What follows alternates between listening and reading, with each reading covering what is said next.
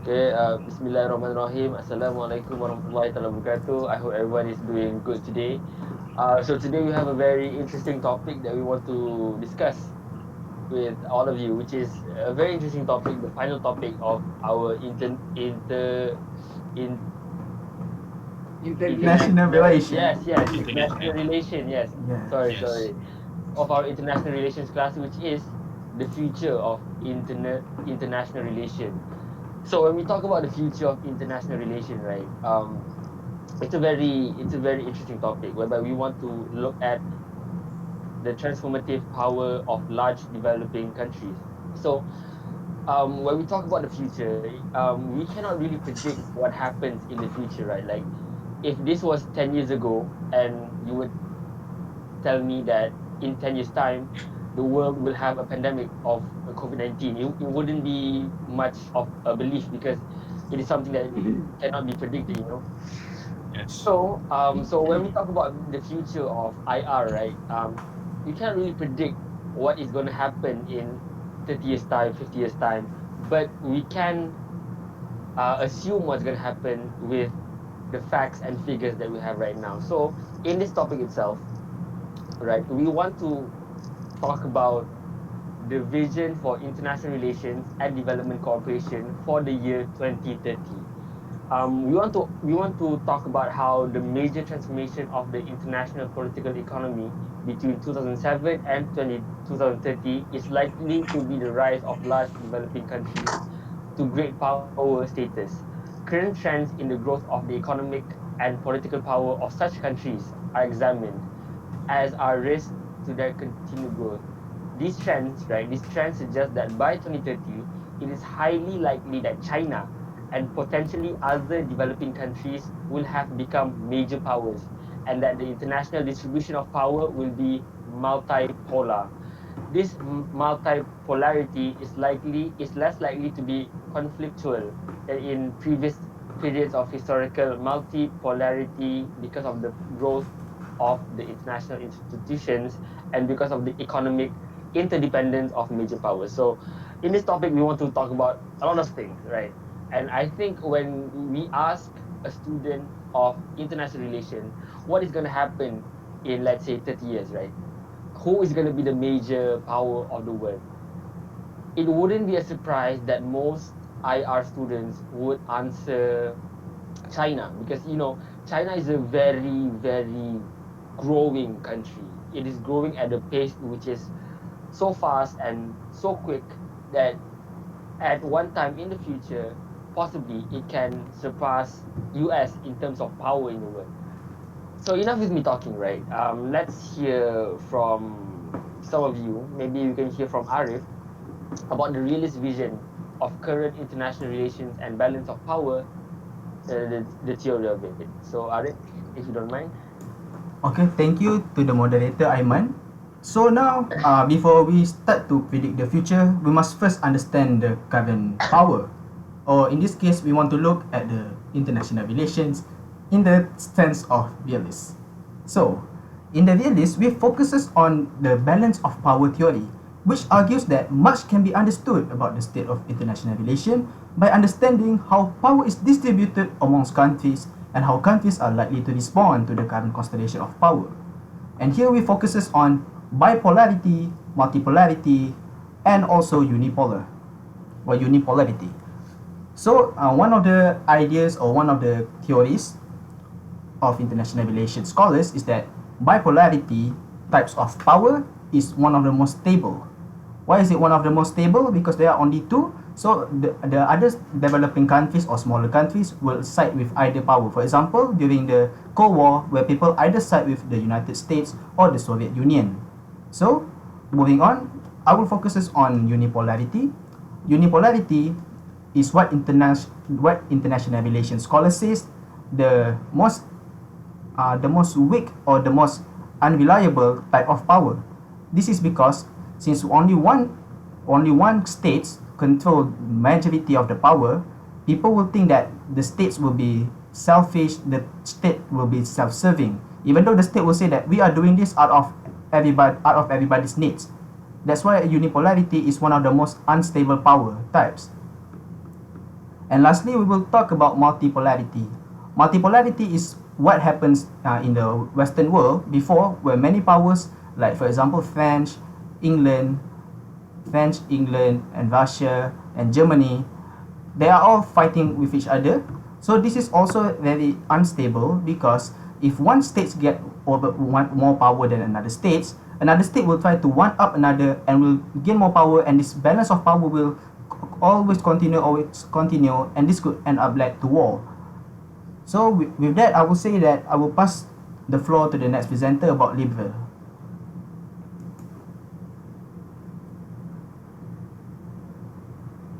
Okay, so about the liberalist view on the current law, that it would be something that they have just been disappointed and now they're hopeful. So the reason that they're disappointed is that during the Trump administration, when US was under the leadership of President Donald Trump, he decided to do a lot of things that would jeopardize the the stance of the what do you call it the teamwork between the nations. Okay, so at first he was against in joining the Trans-Pacific Partnership, and he withdrew from the Paris Climate Agreement. He also has threatened to leave North American Free Trade Agreement and Iran nuclear deal. But that's all in the past right now, because right now the US have a new president, which is Biden. So you guys can hear me, right? I'm talking myself. Yes, Biden. I enjoy Biden very much. Okay, so uh, Joe Biden hasn't done anything yet, but the people there are hopeful that it would once again heal and once again decide to cooperate with the other nations, so that the current world peace can be maintained in a democratic way. Okay, that's all from the liberalist side, I think. How about the others? What do you guys think? Yes. It's very important that we lay down the fundamentals of this certain topic, right? So once we have laid down the fundamentals, like the realist world order and the liberals and the realist views of this topic. Now we have to actually go into the topic itself, right? So when we talk about the future of IR, it is very common for us as IR students to know the term of BRIC. Okay, BRIC, which will be later explained by my friend Haikal, is a very important term in which these countries will actually become one of the biggest powers of the world in years to come. So can we have Haikal to talk more about what is BRIC? Yeah, sure, Ayman. Thank you. I'll continue with BRIC. First of all, what is BRIC? BRIC is an acronym for the developing nations, which are B for Brazil, R for Russia, I India, and C China. And it was coined by Goldman Sachs chief journalist Jim O'Neill in 2001. He believed these countries to be the future dominant suppliers of manufactured goods, services, and raw materials by the year 2050. China and India are expected to become the world's dominant suppliers of manufactured goods and services, while Brazil and Russia will become dominant in supplying raw materials.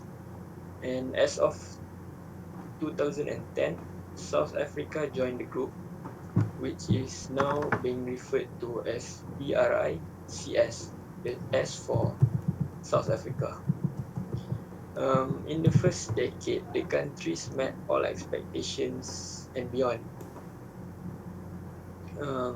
Everyone was talking about BRIC, and the economists believe these 4 or 5 nations will become dominant suppliers of manufactured goods services by 2050 due to low labor and production costs.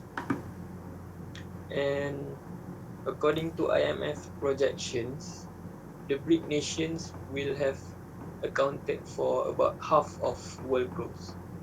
But shortly after financial crisis and external factors, um, it proved too much for the group. While China and India are growing steadily today, but Russia and Brazil have gone in the opposite direction. The growth has not been spread evenly between the 5 nations. So far, much of the heavy lifting has been done by China and India. On the other hand, growth rates in Brazil, Russia, and South Africa have been far less impressive. According to the numbers, we can see that Russia is likely to grow by just 1.7%, Brazil by 2.3%, and South Africa by 1.5%. By contrast, India and China are pulling up the average with 7.4 and 6.6. The prediction and expectations are not entirely wrong, in my opinion.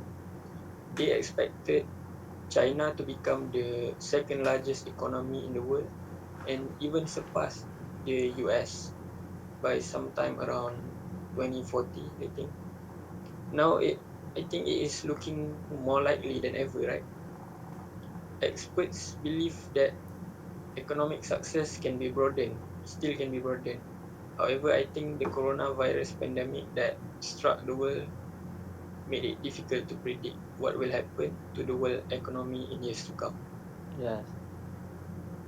Um, I will not go into detail for China because I think Faris have read about the rise of China. So let's hear from you.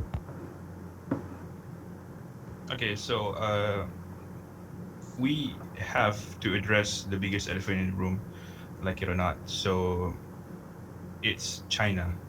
Now, China's been climbing up the ranks since 2010 when they took over Japan as the world's second largest economy. And also, adding to the information that you guys just said just now, some economists have predicted that China will surpass uh, America by about 2040. And the reason there are three major factors why China is climbing up the ranks so fast. So the first one is leadership. So under the leadership of Deng Xiaoping, one of the most prominent and powerful leaders of the country in the 1970s, China kicked off a series of reforms in 1978 that brought the country out of economic isolation, which means basically, in other words, they open their market to the rest of the world. And the second major factor is factories. This is, I think, the biggest driver behind China's economic rise, as it as China has this massive network of factories that basically produce everything from toys to mobile phones. Um, even Apple's iPhones was manufactured in China. So, but now looking at the circumstances, US has been uh, changing its manufacturer from China to India. And then uh, this is also caused by China's entry into the world economy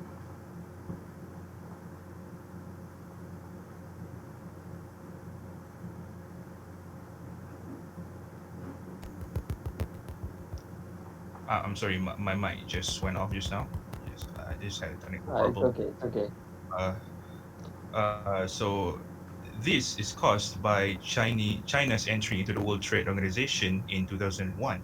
So also, according to the McKinsey report, which analyzed uh, which analyzed 186 countries, China was found to be the largest export destination for 33 nations and the largest source of imports for 65. And the final factor will be the investment. China has grown over the years to become a major player in the global investment flows.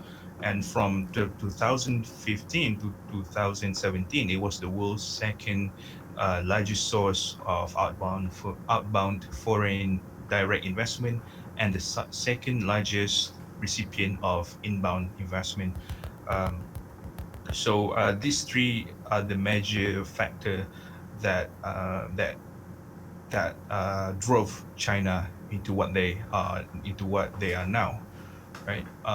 But also we have when we talk about China and the rest of the world, we have right now we know that China is having a trade war with with the U.S. and this is not something that they cannot they can avoid.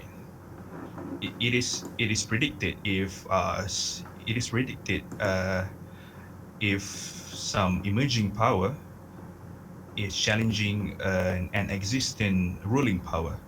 So there's a term for this. It's called Thucydides trap. It was coined by a American political scientist named Graham T. Allison. So in this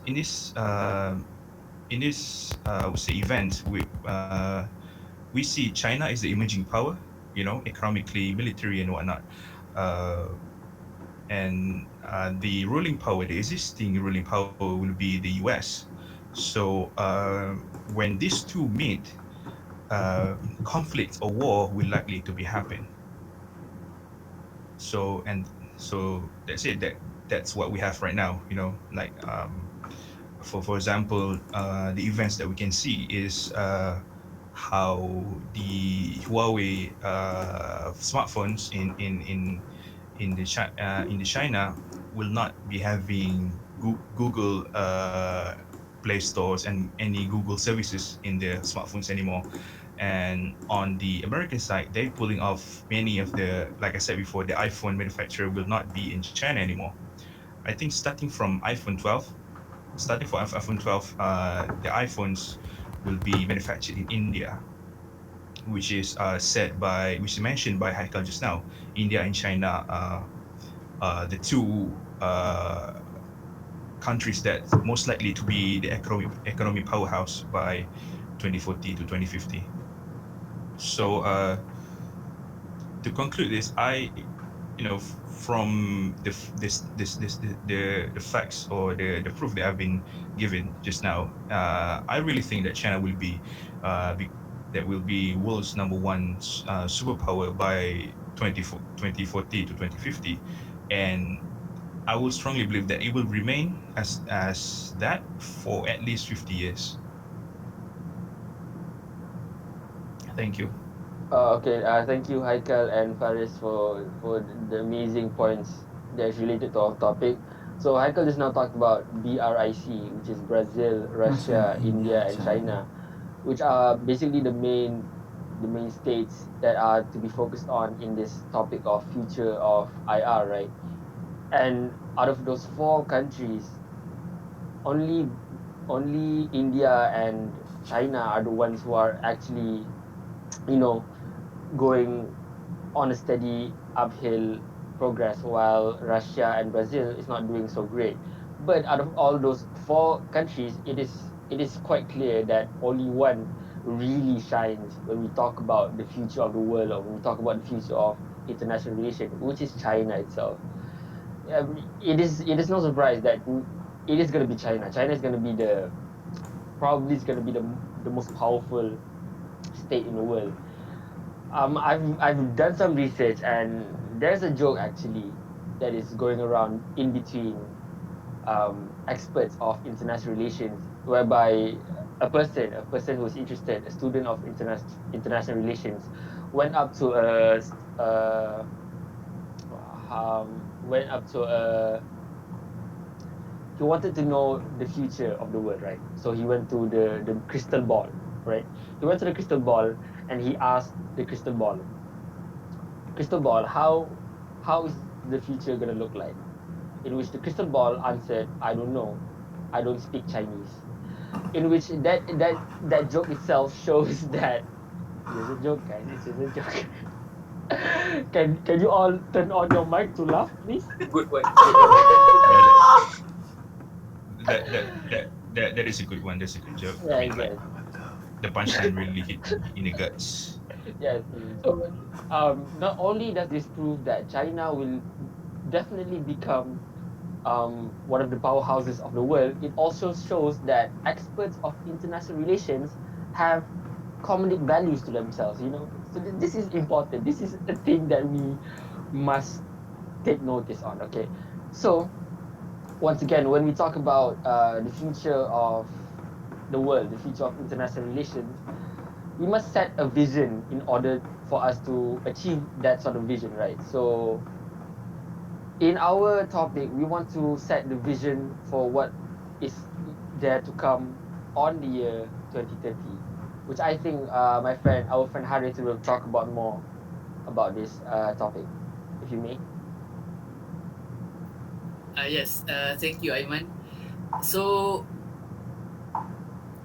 there are some theories about how the way international relations will change in the future, which revolves around new rising countries. First is we look at the China first.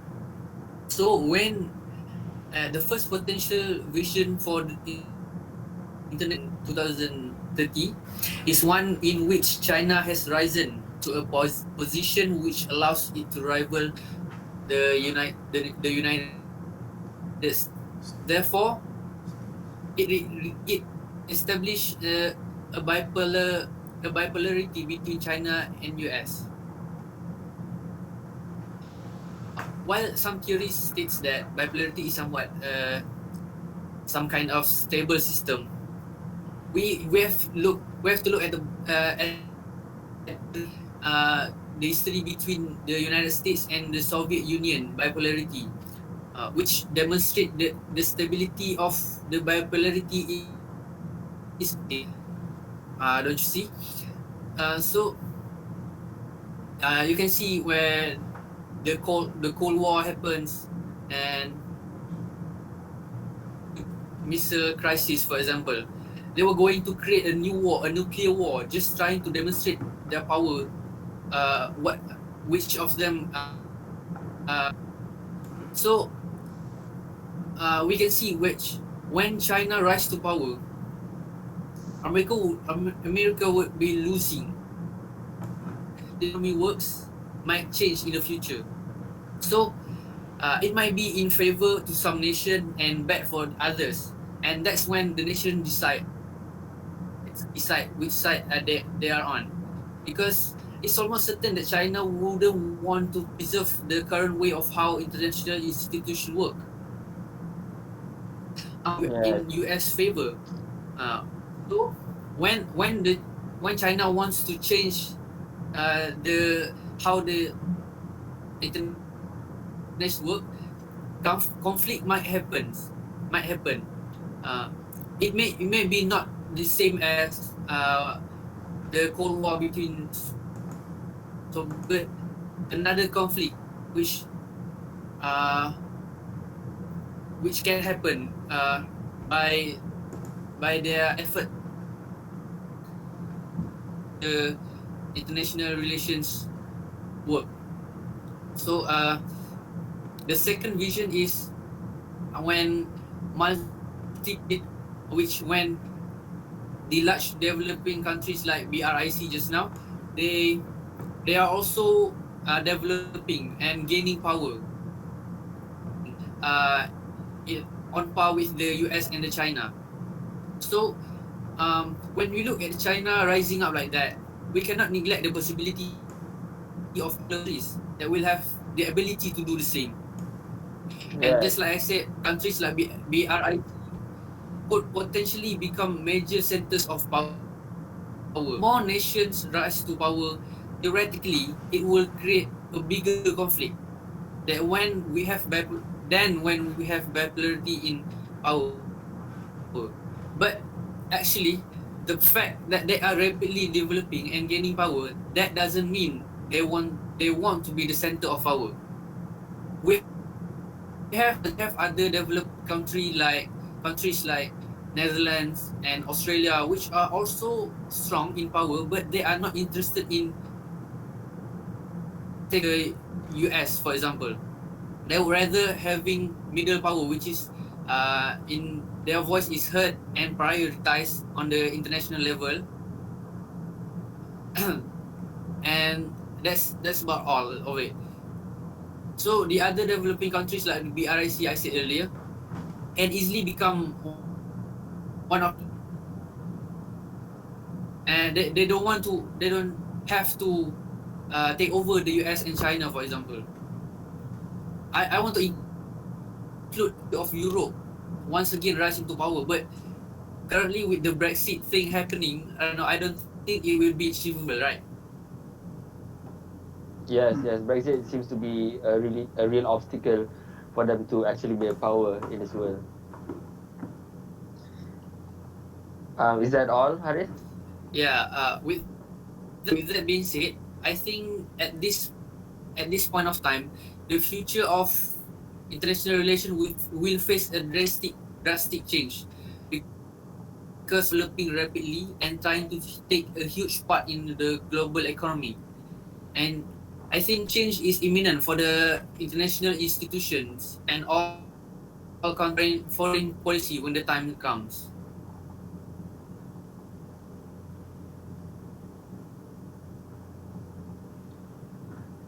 Okay, thank you, Harith, for your input on the visions set for 2030. Very, very interesting points talking about how by 2030, the distribution of power in the world will actually become a lot more rather than just one powerhouse, So we are getting near to the end of our discussion here, and maybe we would like to conclude and give some points about this whole topic. So I would like to invite my friend Ashraf to talk more about this. Here you may. Hi, thank you, Aiman. Um, uh, there's a plenty of interesting points that has been provided by our fellow group mates, and you see, in this debate, it is aimed to include a view of how to structure foreign affairs in 2030 by reflecting on the future political and economic development of major developed countries. In terms of economics and politics, it has been argued that there are strong signs that countries like China, India, Brazil, and others are shifting the form of the international political economy. In this discussion, also we discuss not only the expectation regarding the economic development, but also their willingness to take on new positions in global politics. Um, Taking into account such as possible stumbling blocks such as environmental and resource capability, domestic peace, and the stability of the international financial system.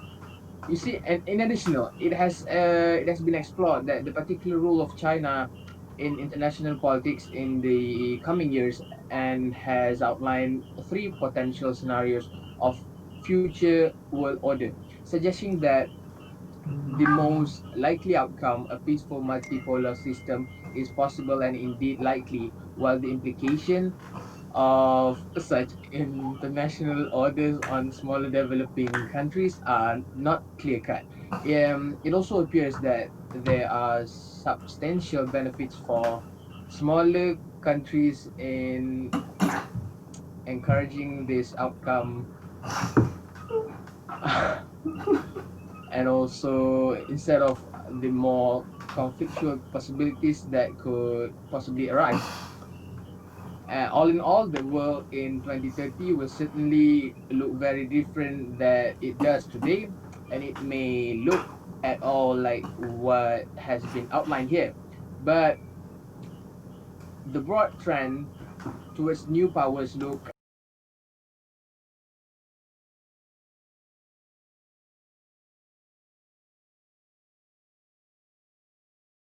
I think that's all for me. Thank you, Ashraf. Um, yeah, so that's a very good conclusion to our discussion today. So I think, as to simplify things, right? In the future of the world will look different in terms of power and international relations. In the future, there will actually be a good distribution of power in the world. There won't be just one powerhouse of power, such as the US. There will be actually a distribution of power in multiple countries, especially for these large developing countries, such as Brazil, Russia, India, and especially China. So, with that being said, I hope our discussion today was beneficial for us and to also all of our Yes. classmates that are watching. We can see you. So we would like to thank you Yes. everyone for joining our discussion, and I hope everyone has a Yes. good day. So if there's nothing else left to say, Assalamualaikum and thank you everyone. Yeah, thank you. Thank you, Thank you, everyone. everyone. Thank you, bro. Hello. Thank Thank you, you. everyone. Uh,